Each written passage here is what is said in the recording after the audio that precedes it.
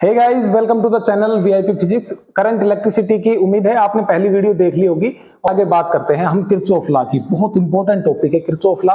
Kirchhoff के दो नियम है, दोनों ही नियम मतलब बहुत ही आसान भी है। हम तो यही कहेंगे कि यदि समझ में आ गए तो बहुत ज्यादा आसान ही है। देखो किरचॉफ का नियम क्या कहता है। पहला नियम ये कहता है कि किसी भी पॉइंट पर आने वाली करंट, इस पॉइंट पर आने वाली करंट और जाने वाली करंट आपस में क्या होंगी, इक्वल होगी। अब मान लीजिए यहां पर ये I1 करंट आ रही है, ये वाली I1 आ रही है, ये ऐसे है, समझ में आ गई बात। यहां पर I2 है, ये भी आ रही है। फिर ये जो I3 है, ये भी क्या कर रही है, आ रही है। तो यहां पर आने वाली करंट कितनी होगी, 3 होगी। और ये दो करंट जाने वाली है, ये I5 और ये है मेरा I4। तो किरचॉफ का पहला नियम क्या कहता है कि किसी भी बिंदु पर, किसी भी जंक्शन के ऊपर आने वाली करंट और जाने वाली करंट वो सारी आपस में क्या होंगी, बराबर होंगी। तो आने वाली करंट देख लेते हैं। आने वाली करंट बोल के बताओ जरा। I1 है, I2 है, I3 है, ये तो है आने वाली करंट। तो इनका जोड़ बराबर होगा जाने वाली करंटों के। तो I4 प्लस का I5, बस इतना ही कहता है। किरचॉफ का पहला नियम सिर्फ इतना ही बताता है कि किसी भी पॉइंट पे समेशन I जो है वो 0 होता है। समेशन I का मतलब क्या होता है, 0 होता है। इनके साइन कन्वेंशन की बात करें तो साइन कन्वेंशन क्या होगा, the current coming into the junction is taken as positive. इस जंक्शन के पास आने वाली करंट जो है उनको पॉजिटिव लेंगे, तो हमने इन करंट को पॉजिटिव ले रखा है, ठीक है।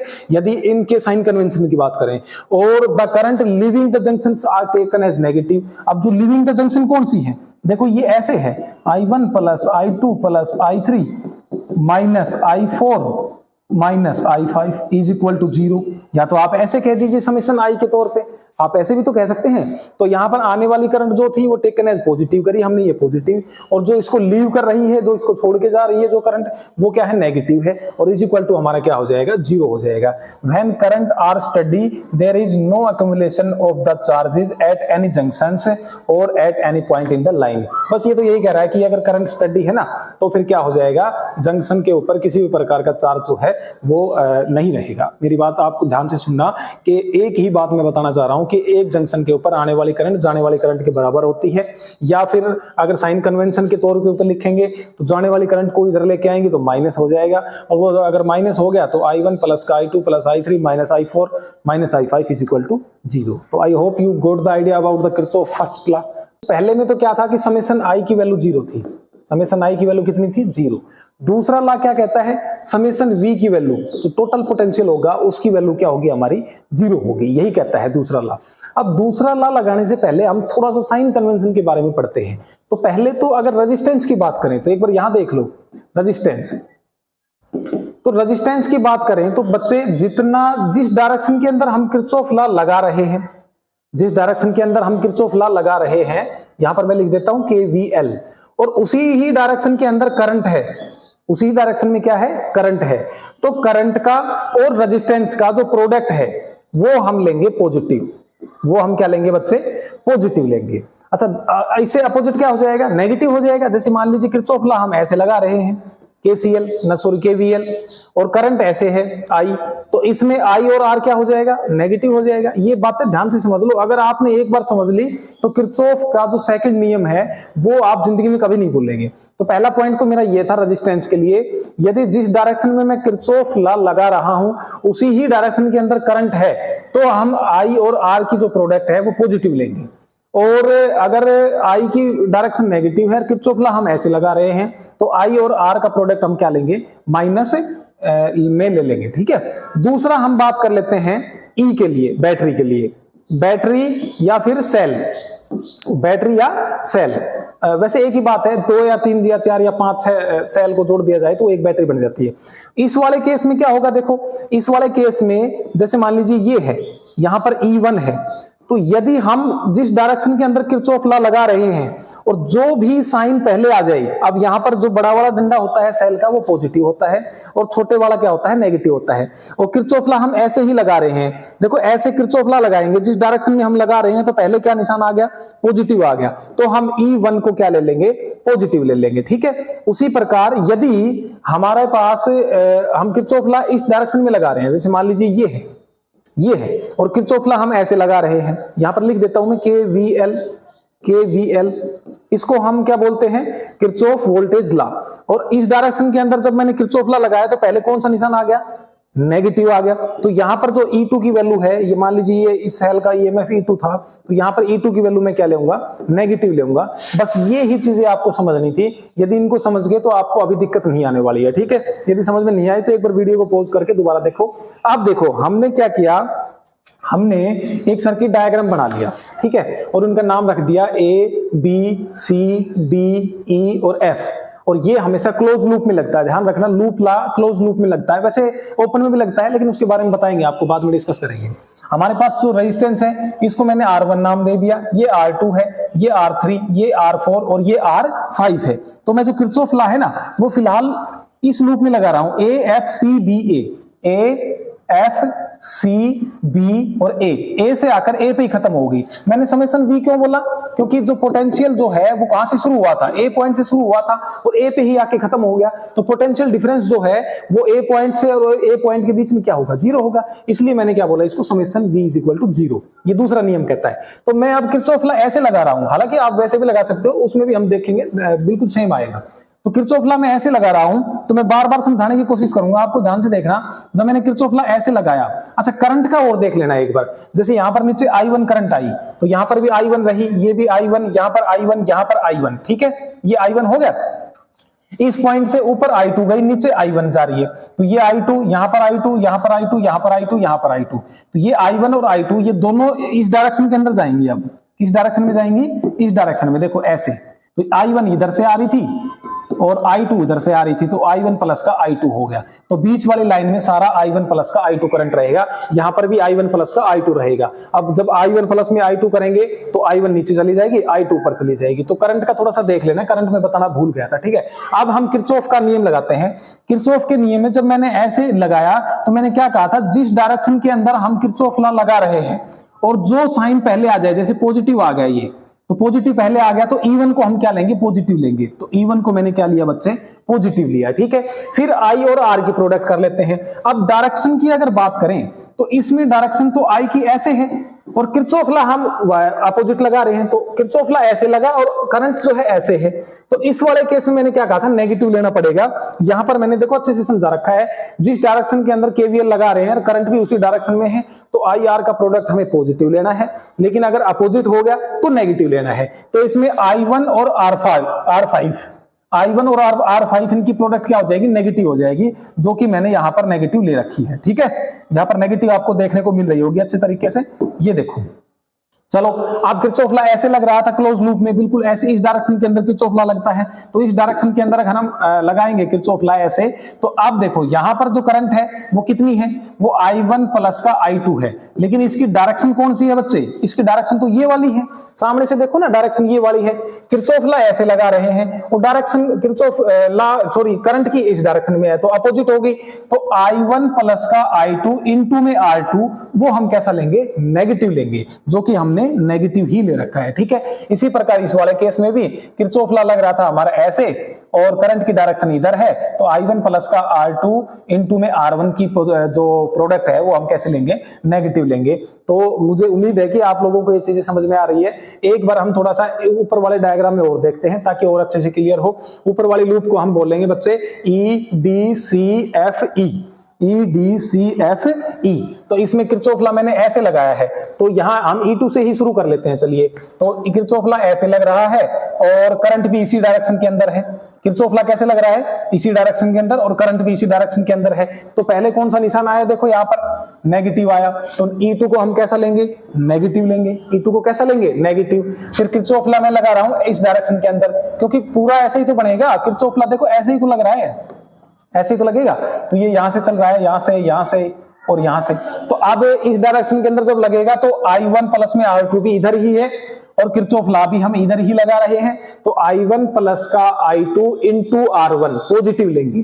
तो तो I1 प्लस का I2 इंटू R1 कैसा ले लिया हमने, पॉजिटिव। थोड़ी सी आगे बढ़ते हैं, किरचॉफ लॉ इसी डायरेक्शन के अंदर लग रहा है। यहाँ पर I1 प्लस का I2 करंट फ्लो हो रही थी, किरचॉफ लॉ भी इसी डायरेक्शन के अंदर है, तो I1 प्लस का I2 इंटू R2 ये भी पॉजिटिव लेंगे। ये हमने ले लिया पॉजिटिव ले लिया, कैसा ले लिया बच्चे, पॉजिटिव ले लिया। फिर इससे ऊपर की तरफ बढ़ते हैं, यहाँ पर करंट कौन सी है बताओ, I2 है। देखो ये रही I2 करंट, ऊपर जाएगी तो भी तो I2 ही रहेगी। अब I2 किरचॉफ लॉ भी इसी डायरेक्शन के अंदर और I2 करंट भी इसी डायरेक्शन के अंदर है, तो I और R का प्रोडक्ट पॉजिटिव लेंगे, तो I2 इंटू में R4, तो I2 इंटू में R4 हो गया मेरे पास, ठीक है। उसी प्रकार यहां पर भी I2 करंट थी और I2 करंट के बाद किरचॉफ लॉ भी इसी डायरेक्शन के अंदर लगा रहे थे, तो I2 इंटू में R3 दोबारा से पॉजिटिव ले लेंगे, I2 इंटू में R3 पॉजिटिव हो गया हमारा। और E2 जो है किरचॉफ लॉ जिस डायरेक्शन में लगा रहे थे, पहले निशान जो आ जाएगा नेगेटिव आ जाएगा, तो वो हमने लास्ट में क्या ले लिया था, नेगेटिव ले लिया था। अब इन दोनों इक्वेशनों को हम सोल्व कर लेंगे और सोल्व करने के बाद हमारे पास I1 और I2 की क्या आ जाएगी बच्चे, वैल्यू आ जाएगी। देखो बच्चे अगला टॉपिक है हमारा Wheatstone bridge, most important topic है। इसमें ना मतलब 4 रेजिस्टेंस होते हैं और ये एक बहुत ही स्पेशल टाइप का सर्किट होता है। इस सर्किट को अगर बात करें तो एक बार सर्किट समझते हैं। इसमें 4 रेजिस्टेंस होते हैं, पहला है P, Q, R और S, ठीक है, 4 रेजिस्टेंस है और ये इस प्रकार से जुड़े हुए हैं, ना तो इनको हम सीरीज में कह सकते, ना ही इनको पैरेलल में कह सकते। आप मुझे एक बात बताओ, इन दोनों को आप सीरीज में कह सकते हो? नहीं कह सकते, क्योंकि यहां से एक और लाइन निकल रही है। अच्छा, या इन दोनों को आप पैरेलल में कह सकते हो? नहीं कह सकते। तब कह सकते थे जब ये वाला नहीं रहता और ये इसके साथ कनेक्ट में है सीरीज में, सॉरी पैरेलल में, तब तो हम इसको कह सकते थे। तो ये एक स्पेशल सर्किट है व्हीटस्टोन ब्रिज, और इसको थोड़ा सा समझते हैं। देखिए यहां पर हमने क्या कर रखा है बेसिकली कि एक उससे जोड़ रखा है, ये बैटरी के साथ, ये V है हमारा, और किरचॉफ का हम सेकंड नियम इसमें लगाएंगे, और P, Q, R, S 4 हमारे वो हैं रेजिस्टेंस। यहां से मान लीजिए I करंट भी, I करंट गई, I 2 में डिवाइड हो गई, एक तो I1 और दूसरी यहां पर कितनी होगी, I2 होगी, ठीक है बच्चे। यहां पर B पॉइंट के ऊपर हमने एक करंट यहां से गुजार दी जिसका नाम है VG, एक गैल्वेनोमीटर को जोड़ रखा है बेसिकली, किसके लिए, पोटेंशियल डिफरेंस मेजर करने के लिए। तो यहां से जो IG करंट आई वो G में से निकलते हुए यहां पर IG हो गई, यहां ऑलरेडी I2 आ रही थी, तो I2 में IG मिलके I2 प्लस का IG बन गई। तो ये I1 करंट थी, I1 में से IG चली गई, तो I1 माइनस IG हो जाएगा, I1 माइनस IG हो जाएगा। समझ में आ रही है बात? तो I1 माइनस का IG यहां पर हो चुका है। ये इस प्रकार का एक सर्किट डायग्राम था। अब मेरी बात आप ध्यान से सुनो, इसमें हम किरचॉफ का सेकंड नियम लगाते हैं जिसको KVL बोलते हैं। अच्छा देखो, या पोटेंशियल डिफरेंस V जो है B पॉइंट के ऊपर और D पॉइंट के ऊपर, दोनों का पोटेंशियल डिफरेंस कब बराबर हो सकता है? दोनों का पोटेंशियल डिफरेंस जब बराबर हो सकता है जब या तो इसमें से कोई करंट ही पास ना हो। पोटेंशियल डिफरेंस जो है वो जीरो कब आएगा या फिर बराबर कब आएगा? जब इसमें से या तो करंट पास ना हो, या फिर हम ये कहें कि जब करंट भी अगर पास हो रहा है तो यहां पर भी पोटेंशियल 5 है और यहां पर भी पोटेंशियल 5 है, तो इस वाले केस में भी क्या होगा, पोटेंशियल डिफरेंस 0 होगा। चलिए छोड़िए, इस बात को हम बाद में थोड़ा सा डीपली डिस्कस करेंगे। फिलहाल मैं क्या करना चाह रहा हूं कि इस लूप के अंदर A B D A इस लूप के अंदर KVL अप्लाई करना चाह रहा हूं मैं। और एक बात ध्यान रखना, हम ये चीज कब कंसिडर करके चलते हैं, जब IG की वैल्यू मेरे पास कितनी होती है, 0 होती है। हम लास्ट में IG की वैल्यू 0 रख देंगे। उस वाले केस में P और क्या होगा, सामने सामने वालों का रेशियो आपस में बराबर होगा, P बटे में Q is equal to R बटे में S। लेकिन ये कब है, जब गैल्वेनोमीटर के अंदर पास होने वाली करंट क्या होगी, हमारी 0 होगी। देखो इस वाले के अंदर हमने किरचॉफ लॉ ऐसे लगाया है, किरचॉफ का सेकंड नियम अच्छे तरीके से समझाया था। जिस डायरेक्शन में किरचॉफ लॉ लगा रहे हैं और उससे अपोजिट अगर करंट की डायरेक्शन है तो I और रेजिस्टेंस इन दोनों का प्रोडक्ट नेगेटिव लेंगे। तो यहां पर ऐसे है, ये ऐसे है, तो I1 इंटू में P कैसा लेंगे, नेगेटिव, I1 इंटू में P। उसके बाद नीचे देखो, यहां पर I2 इंटू में R इसी डायरेक्शन में है, तो प्लस का I2 इंटू में R हो जाएगा हमारा। समझ में आ रही है बात?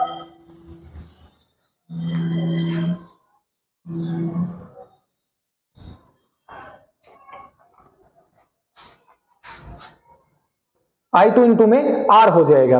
उसके बाद ऊपर की तरफ देखिए, ये गैल्वेनोमीटर G है ना, ये बेसिकली एक रेजिस्टेंस ही है, इसको हम G रेजिस्टेंस कैलकुलेट करके चलेंगे। हालांकि IG की वैल्यू हम 0 लेके चल रहे हैं, रेजिस्टेंस I कोई भी हो उसकी IG के साथ हम प्रोडक्ट करेंगे तो 0 आएगी। लेकिन फिलहाल हम लिख लेते हैं, ऊपर ही डायरेक्शन में हम क्या लगा रहे हैं, किरचॉफ लॉ, और करंट नीचे आ रही है तो माइनस IG इंटू में G। और इज इक्वल टू क्या होगा, 0 होगा। ठीक है, समेशन वी आई तो है, समेशन वी आई क्या होता है बताओ, summation V is equal to 0, तो वी क्या होता है, आई आर होता है, वी क्या होता है, आई आर। तो समेशन आई आर को हमने किसके बराबर पुट कर दिया, 0 के बराबर पुट कर दिया। अब इस वाले केस में हम आई जी की वैल्यू 0 लेके चल रहे हैं, तो मेरे पास आ गया माइनस का I1 इंटू में P प्लस का I2 इंटू में R, ये सारी वैल्यू 0 हो जाएगी और इज इक्वल टू 0, और यहां से I1 P को उधर लेके जाएंगे तो ये प्लस का हो जाएगा और I2 इंटू में R के बराबर हो गया। तो पहली इक्वेशन मेरी इससे निकल चुकी है। बच्चे ये ध्यान रखना, हमें IG की वैल्यू 0 लेके चलनी है। ठीक है, अब दूसरी इक्वेशन की बात कर लेते हैं।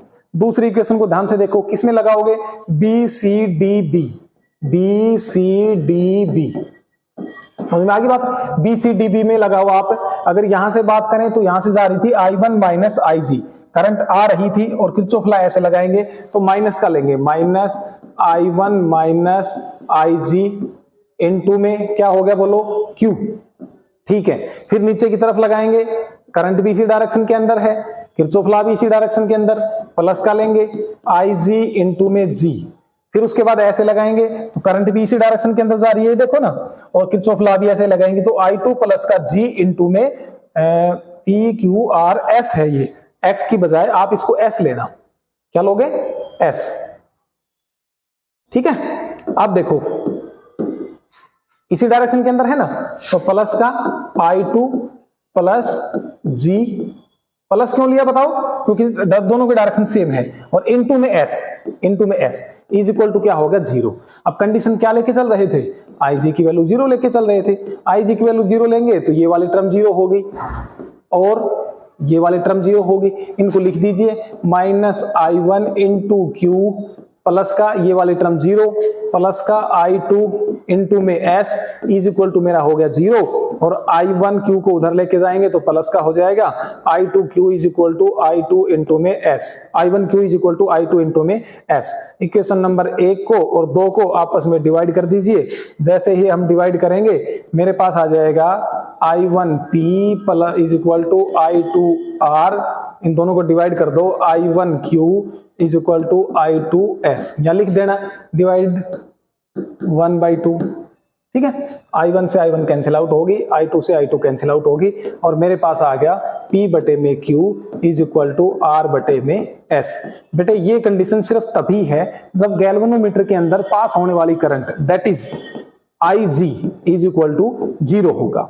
IG की वैल्यू क्या होगी, 0 होगी। इसका रिवर्स भी कह सकते हैं हम कि यदि IG की वैल्यू 0 है तो सामने वाले जो करंट है उनका रेजिस्टेंस है उनका रेशियो क्या होगा, बराबर होगा। या फिर हम ये कहें कि सामने वाले रेजिस्टेंस का रेशियो अगर बराबर है, सामने का मतलब समझ रहे हो, सामने का मतलब P और Q का और R और S का, इनका अगर रेशियो बराबर है तो जो गैल्वेनोमीटर के अंदर पास होने वाली करंट है वो हमारी कितनी होगी बच्चे, 0 होगी। ओके,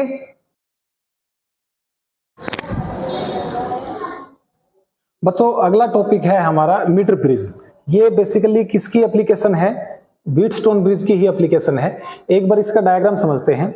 डायग्राम में हो क्या रहा है, डायग्राम में हमने एक नॉन रेजिस्टेंस ले लिया R जिसकी वैल्यू हमें पता है, और एक अननोन रेजिस्टेंस जिसकी वैल्यू X है या आप S भी मान सकते हो, और इसकी वैल्यू हमें फाइंड आउट करनी है। समझ में आ गई बात है। तो एक स्पेशल टाइप का एक ये आपके प्रैक्टिकल एग्जाम में भी आएगा ये, और ये जो स्टिक है ना ये कॉपर की होती है। किसकी होती है, ये कॉपर की होती है। कॉपर की क्यों होती है, ये रेजिस्टेंस को बैलेंस करने के लिए होती है। जैसे आप एक बात बताओ, रेजिस्टेंस जो होता है वो डायरेक्टली प्रोपोर्शनल टू लेंथ होता है और इनवर्सली प्रोपोर्शनल टू एरिया होता है। यानी कि एरिया को अगर हम इंक्रीज करेंगे तो रेजिस्टेंस कम होगा। तो इनका रेजिस्टेंस बहुत ज्यादा हाई होगा, जिस तार का रेजिस्टेंस जो है वो बहुत ज्यादा हाई होता है, उसको कम करने के लिए इसको थोड़ा सा थिक लिया जाता है, या फिर हम ये कहें कि मोटा लिया जाता है। ठीक है, तो ये कॉपर की बनी होती है। ये वाइवा का अच्छा सवाल है। दूसरा ये पूछते हैं कि इसमें जो एक वायर है, ये वायर किस धातु का होता है, तो ये कॉन्स्टेंटन और मैग्नेन का होता है, कॉन्स्टेंटन और मैग्नेन का।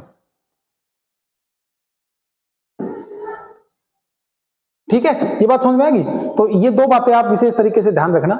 अब मैं आपको क्या समझाना चाह रहा हूं कि एक ऐसा सर्किट था जिसमें हमने रेजिस्टेंस बॉक्स जोड़ दिया। आपने कभी न कभी लैब में जरूर देखा होगा, रेजिस्टेंस बॉक्स इस टाइप का बॉक्स होता है जिसमें हमें नॉन वैल्यू पता होती है। इनके ऊपर सभी पे लिखा हुआ है 500 ओम, 600 ओम, यहाँ पर देखो ये लिखा हुआ है। 2 ओम 3 ओम 5 ओम। तो रेजिस्टेंस बॉक्स जो है ये नॉन वैल्यू है। और ये जो एप्लीकेशन है व्हीटस्टोन ब्रिज की, जो एप्लीकेशन है मीटर ब्रिज, ये बेसिकली अननोन रेजिस्टेंस की वैल्यू फाइंड आउट करने के लिए हमारे पास होती है, ठीक है। और यहां पर एक जो बीच का हिस्सा है उससे हम एक गैल्वेनोमीटर को जोड़ देते हैं, गैल्वेनोमीटर, और गैल्वेनोमीटर का दूसरा हिस्सा जोकी से जोड़ देते हैं। जोकी भी आपने शायद देख रखी होगी, ये जोकी होती है, ठीक है। जोकी आगे से थोड़ी पैनी होती है ताकि वायर के ऊपर इसको अच्छे तरीके से टच करके और गैल्वेनोमीटर हमारा डिफ्लेक्शन शो कर दे। गैल्वेनोमीटर एक ऐसी डिवाइस है जो करंट की डायरेक्शन के बारे में बताता है हमें, ठीक है। गैल्वेनोमीटर भी आपने अच्छे तरीके से देख रखा होगा। तो वैसे एमीटर और गैल्वेनोमीटर, जब कई बार छोटी क्लासेस में हम बच्चे से पूछते हैं कि दोनों ही करंट के लिए काम में आती है, तो इन दोनों में डिफरेंस क्या है। तो बच्चे, जो गैल्वेनोमीटर है वो केवल और केवल डिफ्लेक्शन शो करता है कि करंट की डायरेक्शन किस दिशा में है, करंट किस दिशा में जा रहा है, ठीक है। और एमीटर हमें एग्जैक्टली करंट के बारे में बता देता है। तो आप जोकी के बारे में भी जान चुके हैं। हम एक अच्छे से डायग्राम बनाते हैं और उस डायग्राम को हम समझेंगे। ये कॉपर की थिक वायर ले ली थी हमने, समझ में आ गई बात। बीच में भी ये कॉपर ही था और यहां पर भी ये कॉपर है। इसके ये बिंदु हैं, इनमें हमें जो है कनेक्ट करना है। यहां पर हमने एक नॉन रेजिस्टेंस, जिसकी वैल्यू मैं R रख देता हूं, नॉन रेजिस्टेंस, उसको मैंने कनेक्ट कर दिया। और यहां पर एक अननोन रेजिस्टेंस है जो मुझे कैलकुलेट करना है, जिसका मान मैं ले लेता हूं X ले लेता हूं, कंसिडर कर लेते हैं, ठीक है। और यहां पर एक वायर होती है कॉन्स्टेंटन और मैग्नन की, और एक यहां पर स्केल होता है, इसकी लेंथ 100 सेंटीमीटर होती है। तो स्केल में जो है ना, ये डॉट लाइन हम बना देते हैं, इसको बैटरी के पॉजिटिव टर्मिनल से जोड़ देते हैं। यहां पर कोई एक की है और की को हम यहां जोड़ देते हैं, और जो बीच का हिस्सा है वो हम गैल्वेनोमीटर से जोड़ देते हैं। किससे जोड़ देते हैं? गैल्वेनोमीटर से। और गैल्वेनोमीटर हम एक जोकी से जोड़ देते हैं, ये हमारी जोकी है। समझ में आ गई बात। अब मुझे एक बात बताओ कि ये एक, इतना तो हमें पता है कि ये किसकी एप्लीकेशन है, ये व्हीटस्टोन ब्रिज की एप्लीकेशन है। तो ये गैल्वेनोमीटर मान लेते हैं हम यहां पर। अच्छा, इसकी वायर की लेंथ कितनी थी? 100 सेंटीमीटर थी। कितनी सेंटीमीटर थी? 100 सेंटीमीटर। और यहां पर कहीं L सेंटीमीटर आ गया मेरा, मान लीजिए L सेंटीमीटर के ऊपर इसने डिफ्लेक्शन 0 शो कर दिया। तो ये जो बच गई, ये कितनी बच गई? 100 माइनस L, इतनी 100 माइनस L बच गई।